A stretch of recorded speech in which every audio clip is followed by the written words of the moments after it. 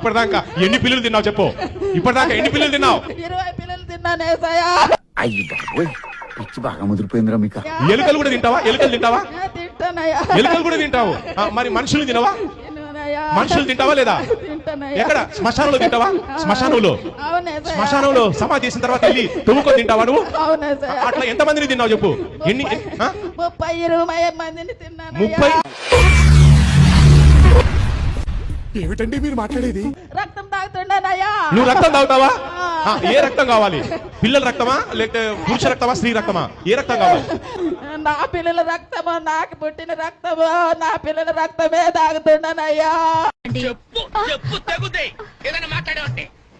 ఈ దయ్యానికి ఏంటంటే రక్తదాహం. పిల్లుల్ని తింటదంట. మన శ్మశానంలోకి వెళ్ళిపోయి సమాధి పూడిపేస్తారు కదా, దాన్ని తవ్వేసి ఆ శవాన్ని పీక్క తింటుందంట. ఇది కనుక మీ ఒంట్లో ఉంటే మిమ్మల్ని ఏం చేస్తుంది? మీ కిడ్నీ కూడా పీక్క తింటది. అందుకే కిడ్నీ పనిచేస్తలేదు. కొంతమందికి గుండె పీక్క తింటది, అందుకే గుండె పనిచేయలేదు. నువ్వు నోరు మొహం పగిలిపోద్ది.